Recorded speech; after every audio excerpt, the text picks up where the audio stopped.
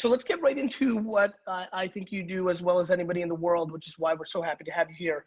From a content creation standpoint, from a creative standpoint, how do you personally as a human, like, think about that? How did you come, you know, what kind of process, even at a child, back to being 4, did you have comedy around the house? Did it come natural? Were you distracting teachers in 3rd grade? Like, what was your early process and what has become your professional process? Comedy was escapism for me. I wasn't in the same school system for more than 2 years until high school. So Wow. It was the constant reacclimation to the social scenes and circles of people around Birmingham. And like, I would take the radio. My father was in journalism, and so I would follow him to speaking engagements and stuff like that. And, you know, he was a lot more wokety woke than me in terms of his content and what he spoke for and what he fought for. But the oration part of it, I'm sure I got from him. I'd say the first big delve was in the 6th grade. I decided to make my own comic book. I was obsessed with comic strips. We read the newspaper as a family every Sunday morning. That was our thing. We sit the paper down and pull it apart like a turkey, and everybody would read a different section. And so, you know, I was into Marmaduke and Garfield and Calvin and Hobbes, the whole run. And I drew my own comic book, and then I would charge students 50 cents to read it. And then you had to bring it back. It was like a one comic book blockbuster. And I think that was my first hustle. The concept of a copy machine and a stapler just didn't. You missed it. You missed it. I was like, no, this is the only one. You have to give it back on Thursday because I'm getting ice cream money from Terrence. Roy, on the record, who tried to not bring it back on time in the history of this business? Anybody? There was a guy, Trey McClure. We're friends now, so I could call him out by his full name. He held on to Mr. Goose a little longer than he should. Didn't pay any late fees. It's all love, Trey. I know this is going to get back to you because Alabama likes to gossip.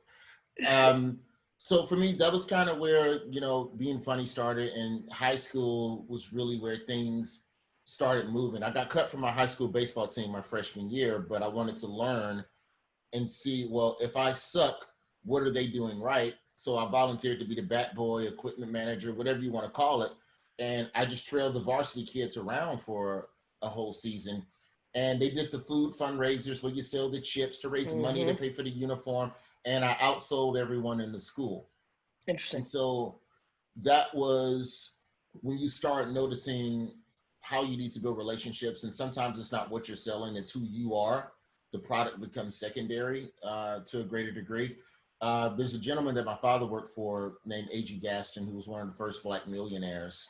And A.G. Gaston had a mantra. It was called find a need and fulfill it. And so that always stuck with me. And to bring you to the present, comedically and where content creation is concerned, for me, it's always been about seeing, all right, what isn't out there? And is there a way to make that feel like something that's already happening now? I sold a project to Comedy Central that we ended up shooting a pilot for. It was still in development. And it's about a probation officer. And it's about a probation officer and his relationship with his client. And to kind of show a different side of what law enforcement is. Probation is law enforcement. It's closer to social work on the spectrum of, you know, kicking ass, but it is law enforcement. And when you really boil the show down to a lot of degrees, there's a procedural element to it. But so it feels like something you've seen before, but it's about a world that you know absolutely nothing about. And I think there's a value in being unique. And for me, that came, I got turned, I guess when I think about it now, all of my best moments came from when I was rejected. BET passed on me for Comic View for 1 year in 2002. So much like baseball, okay, y'all didn't pick me. Who did you pick? Let's see what they did. And I sat for an entire season and watched Comic View. It's like 40 episodes, 6 comics an episode.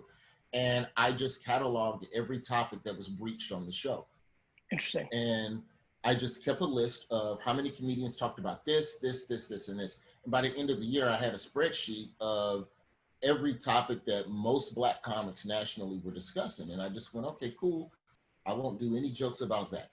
So let's just start there and see if we can do something that hasn't been heard before. And off that alone, that should get me a look. It doesn't mean that my joke is going to be the funniest, but it will be the most different. And if I can at least have that advantage over you when it comes time to pick tapes, then I think that's something worth exploiting. And so Right. that's what It's I've always interesting. tried to do. It's interesting you bring that up, because for me, and I talk a lot, I produce so much content, but so much of my strength and so much of what I attribute the good things that have happened to me is about listening. And the story you just told is a really strong listening story. The baseball story was a strong listening story. Do you feel like observation and listening is foundational for you? Yeah, I think that's more important than execution, because you got to know where to shoot. You got to know where to aim the gun before you It's shoot. the insight. It's a strategy. Yeah, it's a sniper. You're sitting for hours and hours taking in information and deciding when is the exact proper moment, to mount your attack. And so for me, it's definitely about listening. It's definitely about assessing the marketplace, seeing what's being sold and seeing what's getting on, and then also trying to, pull a Wayne Gretzky and be ahead of the puck, which is why COVID is so interesting to me, in terms of comedy creation and content creation as a whole, because not only do you have a pandemic where people are in pain and people are going to be hurting, and regardless if a vaccine came tomorrow, there are going to be a lot of people that are going to be dealing with a lot of physical hurt, a lot of emotional hurt. I lost an aunt in February, so I can't imagine what other people are going through. So where there's pain, there's laughter, there's an opportunity for a laugh, but you don't know how long. And then on top of that, you have an election coming on the backside of this. And if you think that elections don't affect the type of content that ends up on television, you're wrong. So it's about looking and figuring out, okay, what can you pitch or what can you create today that's going to still have an impact no matter who wins in November and no matter what people are going through. The thing that's interesting now about comedy, Chris Rock said, and I'm paraphrasing him, but he basically said, everything that I do is to convince people to come see me live. Everything in his portfolio was about getting you to pay the $50 or whatever. He's not $50, he's probably like $100, but to come see me live. This is what, come see this movie, watch this TV show, whatever.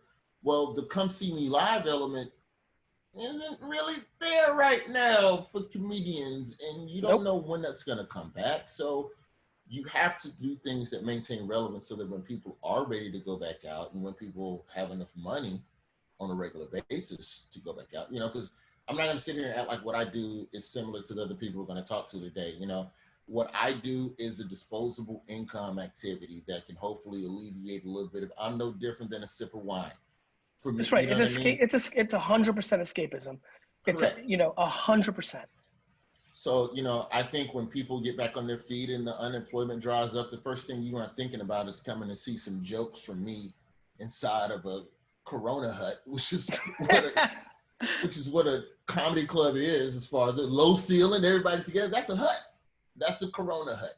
And, so it'll be a while. So it's about figuring out content and ways to do things that keep you relevant and keep you on that note, because for everybody who's joining in, hashtag marketing for the now, please tell us what you're thinking about this interview with Roy. These are about 15-minute blasts. So before I lose you, Roy, talk to me about the Call-In digital show, because I think as I'm listening to you, it makes a whole lot of sense why you're leaning in that direction. Well, because I feel like without getting into too much detail about it, I feel like it's an opportunity to unite people. And I see what's happening with a lot of the Zoom shows now. Like if you peep the game from the beginning of quarantine, where you had a surge in people becoming content creators. So there's fewer consumers of content. Everybody's grabbing a microphone. I've gone to the camera stores in New York, and every time I try to get a camera component, it's sold out, or there's a 2-week back order because everybody's buying the same stuff now. I think that we are all one. And so I did morning radio for 10 years, and the best part of morning radio was talking to the streets. And I think that's the most interactive way, to go about doing things. And radio was a place where I was able to really build a lot of relationships because I did prank phone calls. And so with the prank calls, I took prank phone calls, and this is pre-YouTube. This is 02, 03. So the only way you went viral was over an email, where someone would send Mm-hmm. you an email and say, download this. And you would just download random stuff to your laptop. And that's kind of how I was able to kind of grow my comedy a little bit. And so through that, what I learned was that it's laughs that connect people. So if we can all laugh together, then I think there's something collective about that. And so when I look at the marketplace and when I find a need to fulfill, I think that the sense of collective conversation comedically, most comedy conversations are observational. They're voyeuristic. Hey, watch me talk to this person versus, hey, let's talk. And I think that's the cool thing about Instagram Live is that people have a direct line. I think there's a way to kind of set that up a little bit more, more formally. Real quick, with the prank call thing, what we did, because I was having trouble breaking into prank phone calls in other markets, and it just goes back to finding a need and fulfilling it. I was having trouble breaking into comedy clubs in certain markets because I didn't have a television credit, but I peeped that most comedy clubs value comedians that have media reach. And so the thing I knew about radio at the time is that most radio in smaller AA, AAA baseball cities, Omaha, Syracuse's, Columbia, Missouri's of the world, they're carrying jocks in the afternoon or in the morning that are by themselves, or it's a two-person show, so they don't have a lot of content. We're only playing the prank calls in Birmingham. They're not, and then they go in a vault forever. So I would contact DJs in cities where I wasn't getting booked at the comedy club and mail them the prank phone calls for free and just say, play them and say my name. I don't care what you do with them after that. They're yours forever.